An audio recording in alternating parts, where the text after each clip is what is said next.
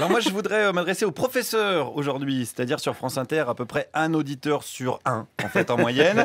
Alors écoutez bien les profs, on arrête de tailler son collier de barbe et de repasser son pull de la Camif et on se concentre, car ce matin avait lieu un grand colloque organisé par l'Académie des sciences morales et politiques. Rien que dans le nom de l'Académie, on sent qu'il y a un fort potentiel de blague. Ah oui. Attendez, c'est pas fini, c'est une académie qui est présidée par Michel Pébreau, ancien dirigeant de la BNP. Et bim, on double le potentiel de blague. Et c'est une académie qui se réunissait pour débattre de la place de l'économie dans les programmes scolaires. Fin de la blague. Je suis passionné. Voilà. Et attendez, ce n'est que le début. Claude, accrochez-vous, on y va. J'y suis allé pour interroger les participants. On commence avec un directeur de lycée technique privé. Qu'est-ce qu'il faisait là ? Eh bien, tout simplement parce que j'y étais invité. J'y ai été invité par l'association Jeunesse Entreprendre. D'accord. Monsieur Yvon Gattaz. Ah, attendez, ça me dit quelque chose, ça. Gattaz, c'était pas un fabricant de pins il y a quelques temps? Ah ouais, les fameux pins, 1 million d'emplois. Hein, on connaît la suite, personne n'a voulu des pins. Pierre Gattaz s'est assis dessus, mais c'est les chômeurs qui ont eu mal au cul. Eh bien, Yvon Gattaz, c'est l'ancien président du MEDEF qui s'appelait à l'époque le CNPF. Et Pierre, c'est son fiston, figurez-vous. Ah, la belle méritocratie à la française, comme on l'aime.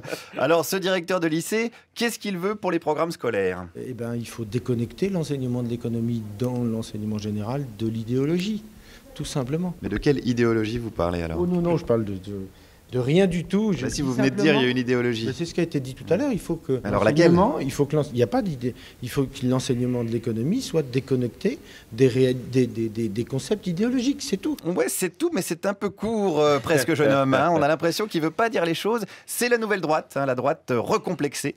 Alors, comme je voulais le décoincer un peu, je lui ai rappelé que dans leur rapport rendu donc fin janvier, l'Académie parle d'une influence marxiste dans les programmes scolaires. Attention, qu'est-ce qu'il en pense, ce monsieur? Je ne sais pas, je n'y étais pas, donc je ne peux pas répondre. Vous n'avez pas lu le rapport? Je ne peux pas répondre à cette question-là, puisque c'est la première fois que je viens ici. Est-ce que vous êtes d'accord ou pas? Ça, c'est pas la question. Allez, c'est la mienne. Bonne journée. Voilà, bonne journée, monsieur le directeur. C'est gentil d'avoir répondu. Il est quand même sympa. Hein. Bonne journée, monsieur le directeur, qui fuit, hein, comme Mélanie Bauer, devant une chanson française populaire. Allons voir un autre participant au colloque. Pourquoi cette influence marxiste dans les programmes de vos enfants? Eh bien, c'est parce qu'ils sont rédigés par des... Enfin, si vous voulez, le corps professoral, au début de cet enseignement, était constitué de gens qui sont hostiles à l'économie de marché, tout simplement, qui rêvent d'une révolution, enfin d'un changement très radical. Et du coup... C'est des révolutionnaires qui rédigent les programmes? Il ne vous a pas échappé que le pouvoir appartient dans l'éducation nationale depuis 100 ans à la gauche. Eh oui, et j'ai vérifié, c'est vrai. Depuis 100 ans, le pouvoir de l'éducation nationale appartient à la gauche. Luc Châtel, Xavier Darcos, Gilles de Robien, René Monory, hein, pour n'en citer que quelques-uns, des gauchistes patentés au service de la propagande crypto-léniniste, les brigades rouges du tableau noir, bien évidemment, avec le résultat qu'on connaît, hein, d'ailleurs, une France communiste depuis des dizaines et des dizaines d'années. Heureusement que l'Académie des sciences morales et politiques est là. D'ailleurs, pour ce participant, qu'est-ce que le marxisme? Si vous voulez, le marxisme, c'est une théorie, mais c'est aussi une vision du monde qui va au-delà de la théorie, enfin, qui est une hostilité, en tout cas. Je ne sais pas s'ils sont marxistes. Ils sont peut-être pas assez cultivés pour savoir exactement ce que c'est que le marxisme, en plus. Ceux qui rédigent les programmes? Oui. Eh oui, ceux qui rédigent les programmes sont des cons, hein, on est bien d'accord.